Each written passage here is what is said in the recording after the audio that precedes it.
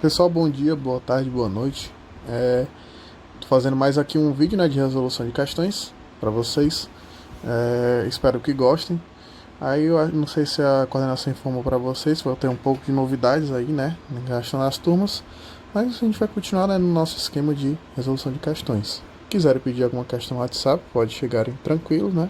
Então, vamos começar aqui a resolução de questões de trigonometria, ok? Então vamos lá, pessoal, começar com essa questão 7, tá? Que tinha me pedido para resolver. Apesar de ser do ITA, certo? Não acho que essa questão tenha um nível tão elevado assim, tá? Porque ela não sai do nosso ritmo de aula, certo? Ela usa as fórmulas e as propriedades. Não é uma coisa complexa. Vocês vão ver aqui que não é nada complicado, tá? Mas vamos lá. Diz o seguinte: se a soma dos termos de uma progressão geométrica é dada por, aí ele dá essa PG, né? Que essa PG ela tem o seguinte comportamento. Isso aqui vai ser igual a 0,3, né? 0,03. Vou botar um ponto e vírgula aqui, certo? Para não confundir. E 0,003. Ponto e vírgula. E aí, assim vai por diante, né? Ou seja, ela é uma PG infinita, certo? E vocês sabem, né, que dentro da PG infinita, dentro de uma PG a gente tem dois tipos de fórmula de somas. A gente tem o da PG finita e o da PG infinita, certo? Nesse caso aqui é uma PG infinita, ok. Aí diz o seguinte: é igual ao termo médio de uma progressão aritmética de três termos. Ou seja, existe uma PA que ela tem três termos: um X, um Y e um Z, ok? Beleza. Então é o seguinte: se a soma dos termos dessa PG, o S, é igual ao termo do meio de uma PA, o que é que eu vou fazer? Eu vou precisar primeiro botar a fórmula do S, né, para descobrir quem é esse Y aí, tá? Então, beleza, o S vai ser igual a quem? É o A1 sobre 1 menos Q, ok? Essa é a fórmula aí da soma, tá?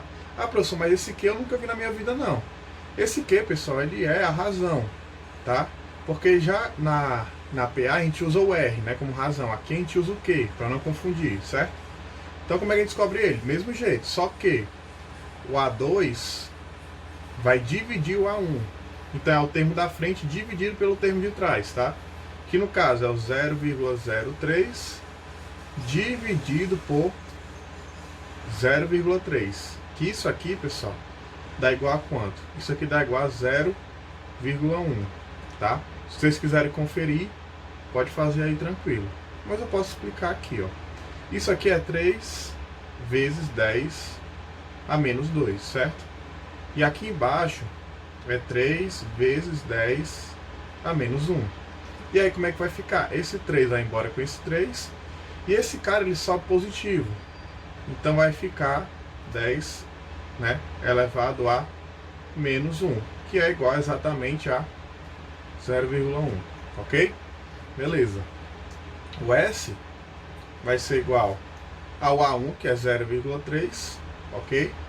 Dividido por 1 menos o Q, que é 0,1. Isso vai dar igual a quanto? 0,3 dividido por 0,9. Isso vai dar igual a quanto? Isso vai dar igual a 0,3, né? Até 0,3. Vamos deixar o... Porque assim, vai dar uma dízima, tá? Mas não tem problema você parar, certo? Beleza. Feito isso, certo? Ele disse que é igual ao termo do meio, né?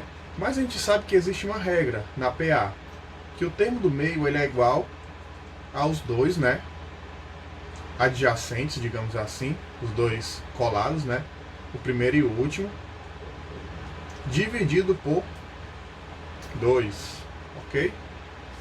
Beleza, show. Aí é o seguinte, vai ficar 0,333, né, reticências, igual a x mais z. Ah, professor, mas cadê o 2? Eu posso passar lá para cima multiplicando já, não posso? Então esse 2 passa multiplicando, certo? Ou seja, x mais z vai ser igual a 0,666 e lá vai cacetado, né? E qual é a pergunta final que ele quer? Ele quer a soma dos termos da progressão aritmética. Então ele quer a soma desses 3 termos, pessoal. Agora preste atenção. Se o y é igual ao s, né, significa que esse cara aqui é o y, que é exatamente, né, o 0,3333. Ou seja, x mais y mais z vai ser igual a soma, né, da PA. Vamos botar assim, tá? O x mais z eu vou botar junto para vocês saberem, né, que eu vou substituir. E o próprio y a gente já sabe que é o 0,333 e por aí vai, né? Isso é igual, né, o S da PA, ok? Mas o x mais z, né, é igual a 0,666 reticências mais 0,333 reticências. Isso é igual a soma, né? Beleza. E agora quanto é que isso vai dar? Ah, professor, isso aqui, pelo que eu sei, eu vou ter que somar, né, todos que estão na mesma altura, digamos assim, entre aspas, certo? Então 6 mais 3. Não, primeiro, né, o 0 mais 0, tá? 0. 6 mais 3, 9. 6 mais 3, 9. 6 mais 3, 9. Professor, mas eu aprendi que eu tenho que começar do final. Mas você sabe onde é que está o final aqui? Esse é o problema. Mas a gente sabe que sempre é igual, né? Então tanto faz você começar do final ou do começo, certo? O importante é que não vai dar uma unidade a mais para passar para o próximo número. Então isso aqui aproximadamente é o que, pessoal? Isso aqui está muito próximo mesmo do 1. Né? Então a resposta dessa questão aqui é item C. Lembrando que isso aqui é a soma da PA. Ok? Então, essa é a resposta da questão 7. Ela não é difícil, tá? Ela só você tem que sacar algumas coisas. A soma, né, dos termos de uma PG infinita, certo? Tem que sacar essa propriedade dos 3 termos de uma PA, tá? Isso aqui é bem importante saber, porque qualquer vestibular pode cobrar isso, certo? E saber aplicar, tá? Então, o resto aqui, a razão, é uma coisa bem convencional de você descobrir, certo? E aqui, nem precisou usar a fórmula, né, da soma da PA, a gente fez logo direto, porque são só 3 termos, certo? E lembre-se do que eu falei uma vez, sempre que uma questão te der 3 termos de uma PA ou de uma PG, limitado, certo? Geralmente ele vai querer que você faça a propriedade, né, de média aritmética ou média geométrica. Depende da PA, né? Se é PA ou depende da progressão, se é PA ou é PG, ok? Então, essa aqui foi a questão 7. Então vamos com essa questão aqui da UES, pessoal, que ela diz que é de segunda fase, tá? É uma questão assim, legal, porque ela envolve 2 assuntos, certo? Não descarto que possa cair uma questão muito parecida, certo? Em uma primeira fase, porque ele dificultou um pouco botando a função tangente, mas se ele tivesse botado a seno, de ser uma coisa mais tranquila e cair na primeira fase, né? Mas, vamos lá, essa questão não deixa de ser importante não, tá? O que é que ele diz? Para x, né, diferente de 0, tá? Aí ele diz que esse x ele está compreendido, né, entre que ele é maior que menos π sobre 4 e menor que π sobre 4, certo? Então, essa é uma informação aí que ele deu só para limitar onde é que está, né, nosso x, ou seja, nosso ângulo aí dessa tangente, certo? Que ele dá na questão. Aí está pedindo a soma infinita, né, desses termos aí. Ora, mas isso aqui, pessoal, não está representando bem uma progressão. Isso aqui está representando a soma de uma progressão, tá? Então a gente tem que garantir, né, que isso aqui é uma progressão mesmo, certo? Eu não sei qual tipo de progressão, vou botar um P só, tá? Mas pelo que eu vi, se é uma soma, esse aqui é o primeiro termo, esse aqui é o segundo termo, esse aqui é o terceiro termo, e esse, né, é o quarto termo. E por aí vai, certo? Ah, professor, mas assim, eu consegui enxergar lá o que tipo de progressão é essa, tá? Algumas pessoas já conseguem enxergar logo de cara. Por quê? Porque se você for ver, ele está indo de 1 para a tangente de x, depois para a tangente de x ao quadrado, depois para a tangente, né, de x elevado a 3, certo? Então ele está seguindo sempre uma ordem de multiplicação. E multiplicação dá a ideia de PG, ok? Então beleza. Ah, professor, mas ele está pedindo a soma infinita, né, dos termos dessa PG. Se é a soma infinita, pessoal, qual fórmula eu vou precisar usar, né? Exatamente a fórmula que a gente usou na questão passada, certo? Que é o S igual ao A1 sobre 1 menos Q, certo? E como é que eu faço para descobrir o Q? O Q é igual ao A2 sobre o A1. E vai ser igual a tangente de x sobre 1. Que isso é só, né, tangente de x. Para quem já conseguiu enxergar quem era a razão, não precisava fazer logo essa fórmula, tá? Mas é bom sempre ficar atento, certo? Beleza. E vamos lá, né, para saber o que a gente pode fazer aqui. O A1, pessoal, é o próprio 1, tá? E aqui embaixo vai ser quem? É 1 menos a tangente de x, ok? Ah, professor, mas como é que eu saio daí agora?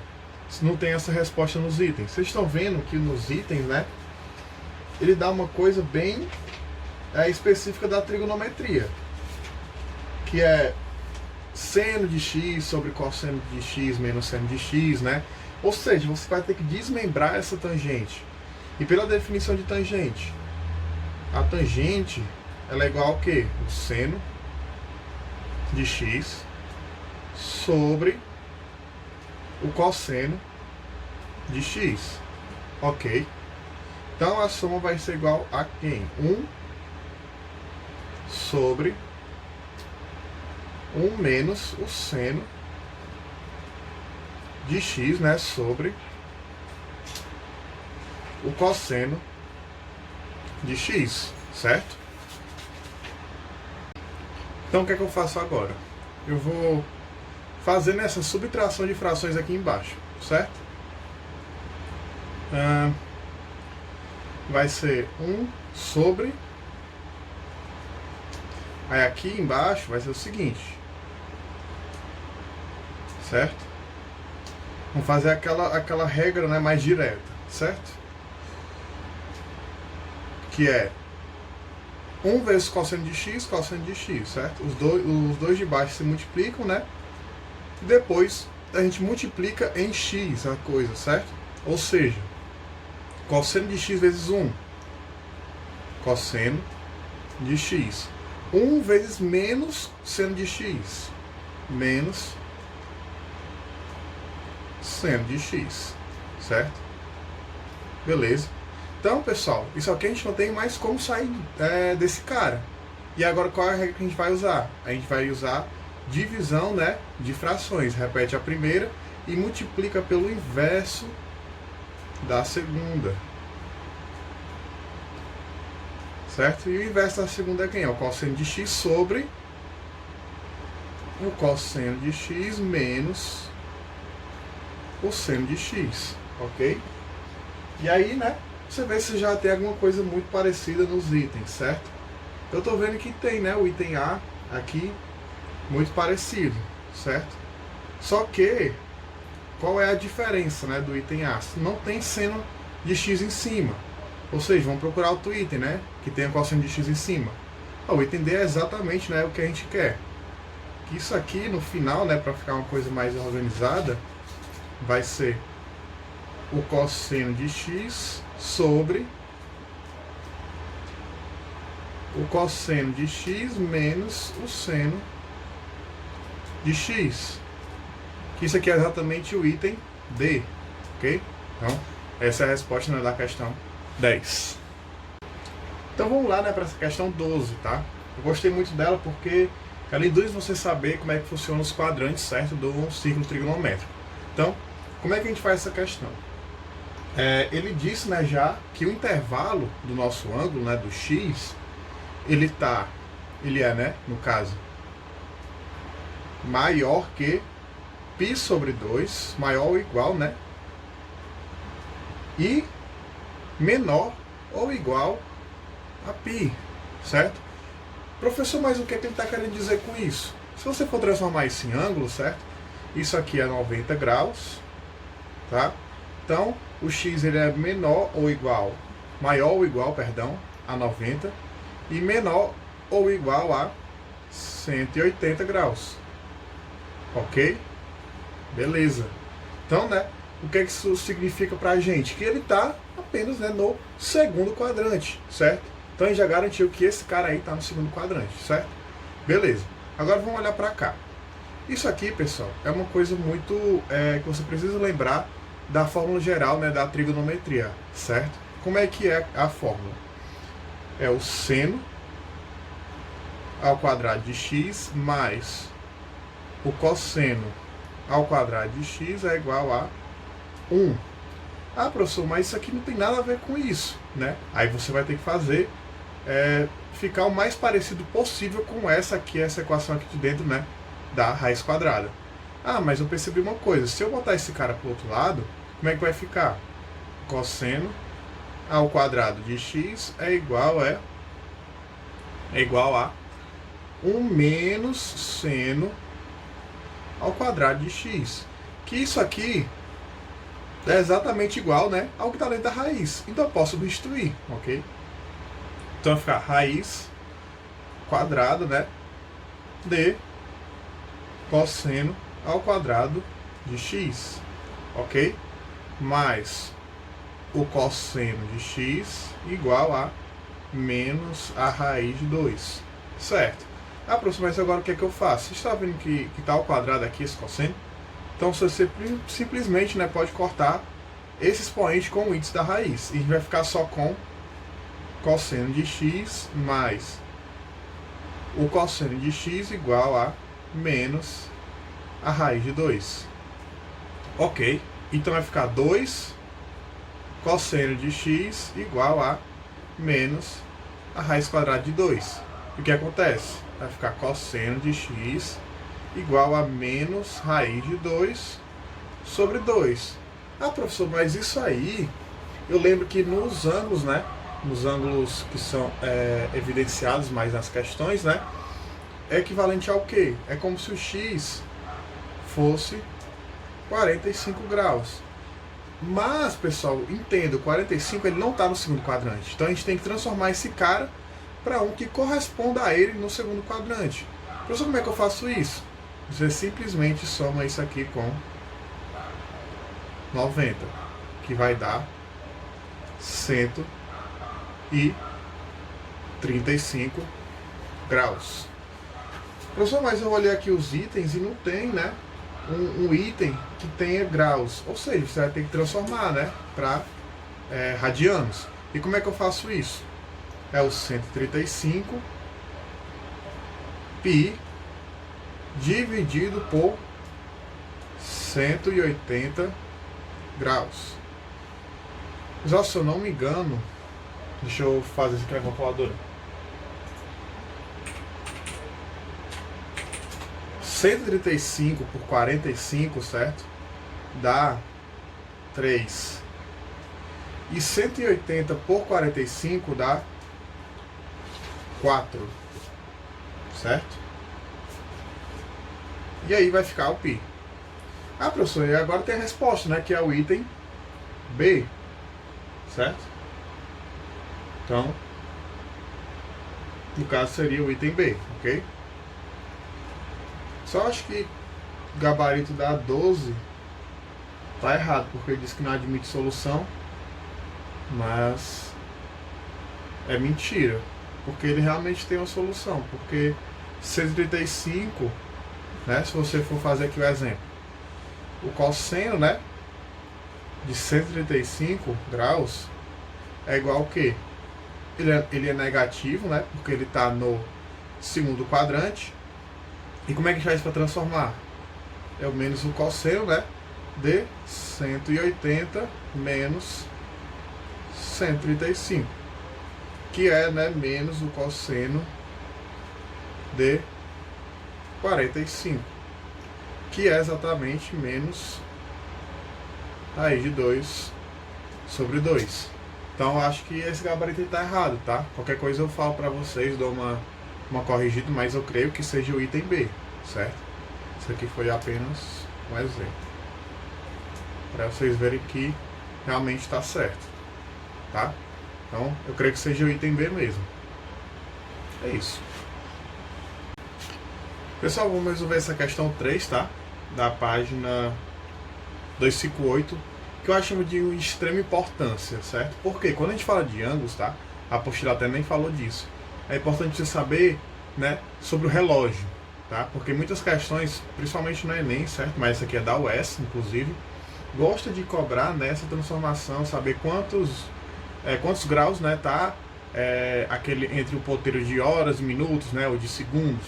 Então, vamos aprender como é que eu posso resolver uma questão assim, certo? Sem precisar usar uma regra de 3, tá? Uma forma bem simples para vocês aí decorarem, tá? Então é o seguinte, quando um relógio de ponteiro, certo? Marca exatamente 3h30, né? Ou seja, 3 horas e 30 minutos, né? Certo? A medida do ângulo menor entre os ponteiros, né, das horas e dos minutos ou seja, é o ângulo, né, que está de menor distância entre eles, ok? Como é que eu faço isso, professor? Tem uma forma, pessoal, bem direta, tá, de você resolver isso. Qual é? Isso aqui representa o ângulo, tá, que a gente quer saber, certo? O ângulo é igual ao módulo. O que é que significa módulo, professor? Vai deixar tudo que está dentro vai ficar positivo, tá? Resumindo, bem simples, é isso. O módulo é isso. Ele deixa tudo que está dentro vai ficar positivo, tá? Então, beleza. Como é que é a fórmula? É 30, né? Vezes as horas que ele dá para você, tá? Menos 5,5 minutos, né? Que ele der para você. Isso aqui é a fórmula bem direta, tá? De como é que você faz, descobre, né, o ângulo entre o ponteiro de horas e minutos, ok? Beleza. Ah, professor, mas por que 30 e por que 5,5? Entenda. Quando o ponteiro de horas anda, né, 1 hora, ele anda 30 graus. E quando o ponteiro de minutos anda 1 minuto, ele anda 5,5 graus. Entendeu? Então, por isso é que é essa fórmula. Beleza? Então, vamos lá. Aqui é só substituição. Vai ser 30 graus vezes as horas que ele deu, que é 3, menos 5,5 graus vezes 30 minutos que ele deu. Então isso aqui vai ser θ, né, igual a 90, né, que é 30 vezes 3, menos, e quanto é que dá esse cara? Vai dar 5,5 vezes 30 dá 165, ok?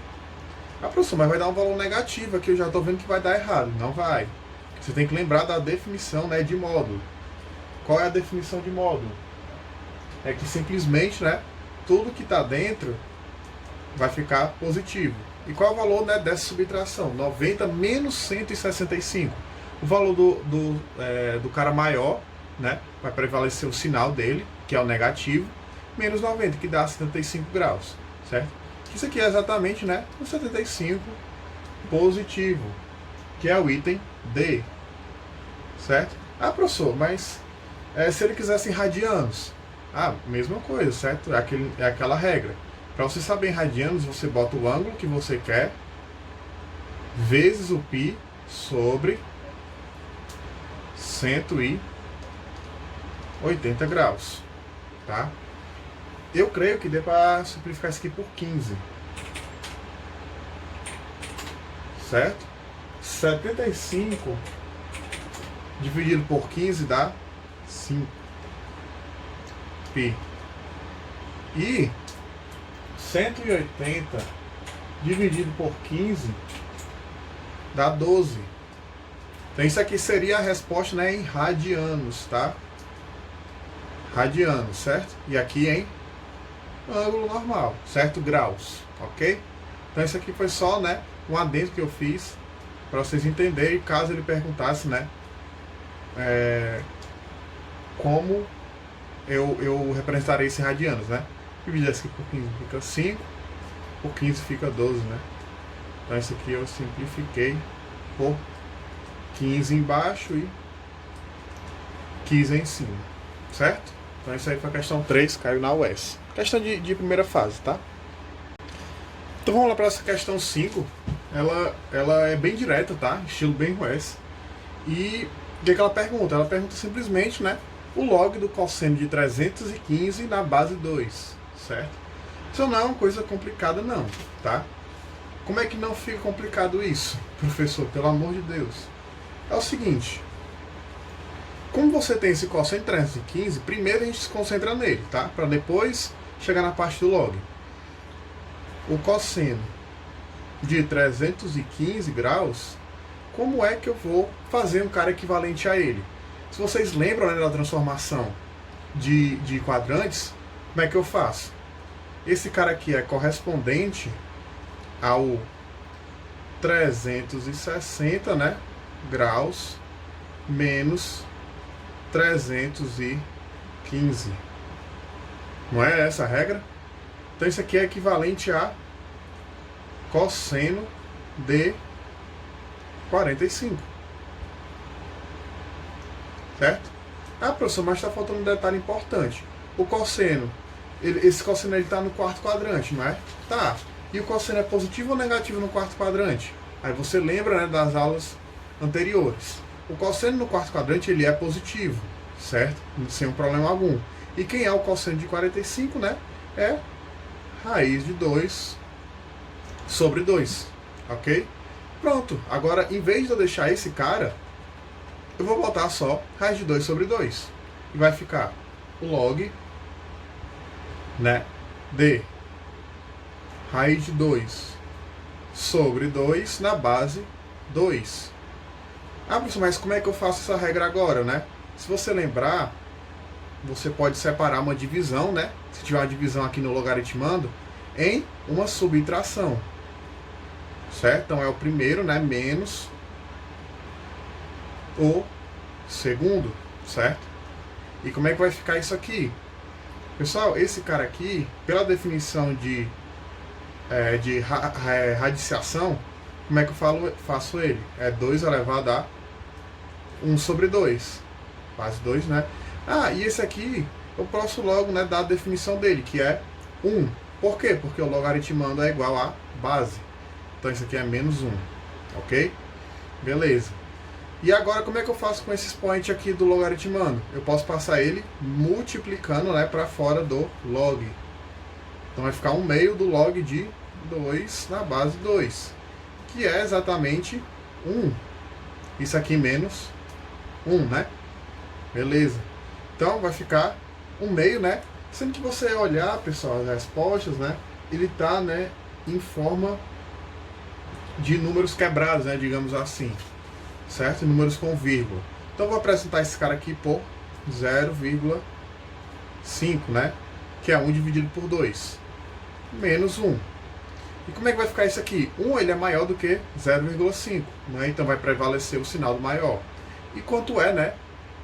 A metade de 1 subtraída de 1 é 0,5. Certo? Que é o item D. Ok? Então essa questão é legal porque ela mistura, né, os conteúdos, mistura tanto logaritmo quanto trigonometria, né? E um pouquinho, né, uma parte de definição de radiciação, certo? Então, é isso a questão. Então vou para uma questão agora, pessoal, mais o estilo Enem, né? Essa questão ela está abordando um pouco, né, sobre a função trigonométrica, certo? Primeiro, antes de tudo, certo, nas questões de Enem, eu gosto de fazer o seguinte. Você primeiro, né, lê o segundo parágrafo para saber o que ele está pedindo e você já saber o que pesquisar, né, na questão, se você precisar voltar, né? Vamos lá. Um cientista monitora o movimento deste satélite para controlar o seu afastamento do centro da Terra. Para isso, ele precisa calcular a soma dos valores de R no apogeu e no perigeu, né? Representada por S. O cientista deveria concluir que, periodicamente, o S atinge o valor D. Né? Então, a gente não tem muita informação, certo? A gente precisa realmente voltar, né, na questão para saber o que é esse apogeu e o perigeu, certo? Um satélite de telecomunicações, minutos após de ter atingido sua órbita, está a R quilômetros de distância do centro da Terra. Quando R assume seus valores máximos e mínimos, disse que o satélite atingiu o apogeu e o perigeu. Ou seja, o apogeu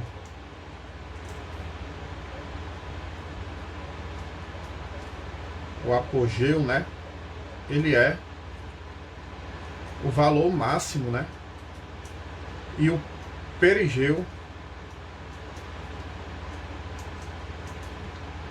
é o valor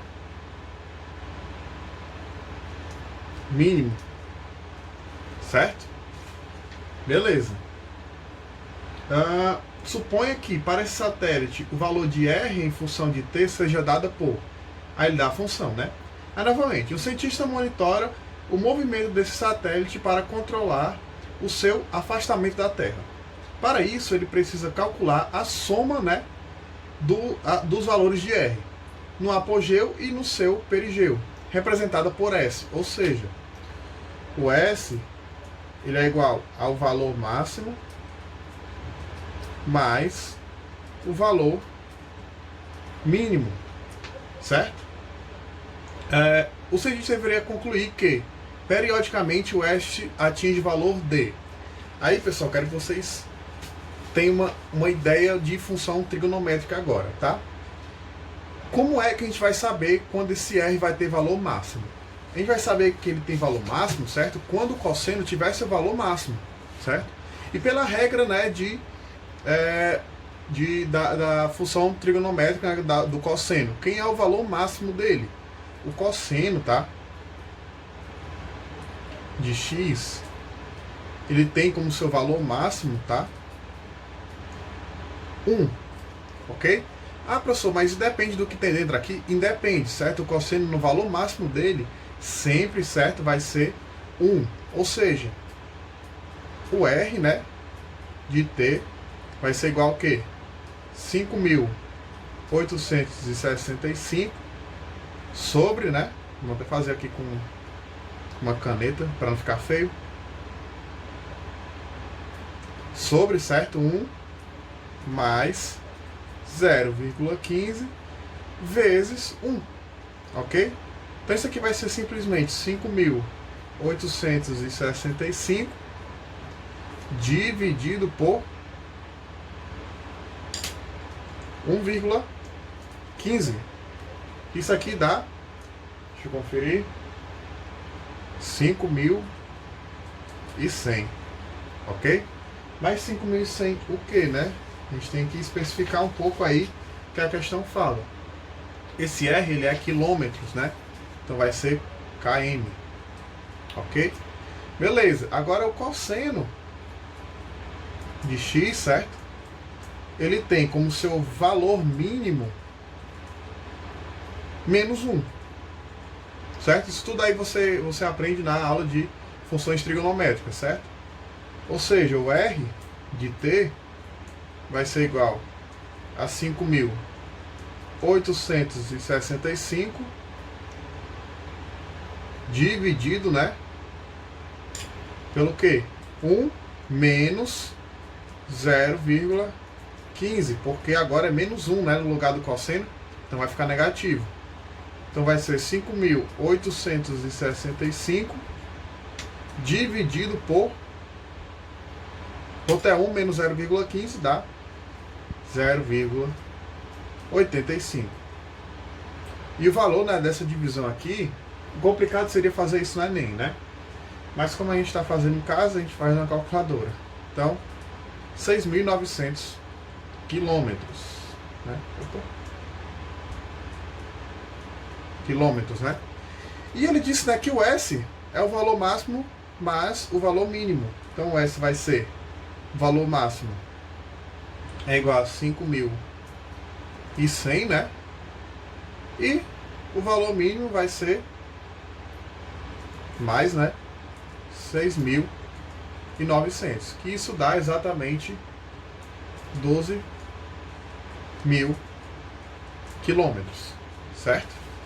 Que seria o item B.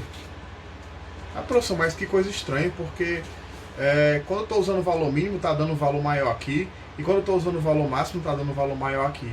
Porque, pessoal, se eu tiver um valor maior aqui na divisão embaixo, óbvio que o resultado vai ser menor. E como eu tenho um valor menor aqui embaixo, óbvio que o valor, né, vai ser maior, certo? Então, seria o item B mesmo, ok? Então essa é a questão na estilo Enem, que usou a parte de funções trigonométricas para resolução, ok? Então vamos lá para a questão 11, certo? Questão estilo Enem, que envolve, né, trigonometria aí. Como é que é? Nos X Games Brasil, em maio de 2004, certo? O skatista brasileiro Sandro Dias, apelidado de Mineirinho, né?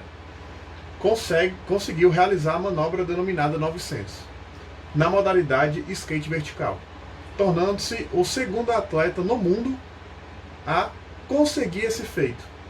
A denominação 900 refere-se ao número de graus que o atleta gira no ar em torno do seu próprio corpo, que no caso corresponde a... Beleza. Ele disse, né, que ele girou 900 graus, certo? Antes de tudo, você vê que os itens ele está falando uma volta completa, uma volta e meia, ou seja, ele quer saber quantas voltas ele deu, né, em 900 graus. Como é que eu faço isso com uma regra de 3, né? A gente sabe que 360 graus, ele é uma volta, né? Uma volta completa no círculo trigonométrico. E 900 são x voltas e a gente quer saber, ok? Beleza, então vai ser como? 360 vezes x dá 360x, né? 360 graus x. E 900 vezes 1 dá 900, ok? Beleza, show. Então x, né, vai ser igual a 900 dividido por 360. Isso aqui tudo em graus, beleza? Agora eu vou fazer como se eu estivesse fazendo no Enem, tá? Vou fazer sem calculadora.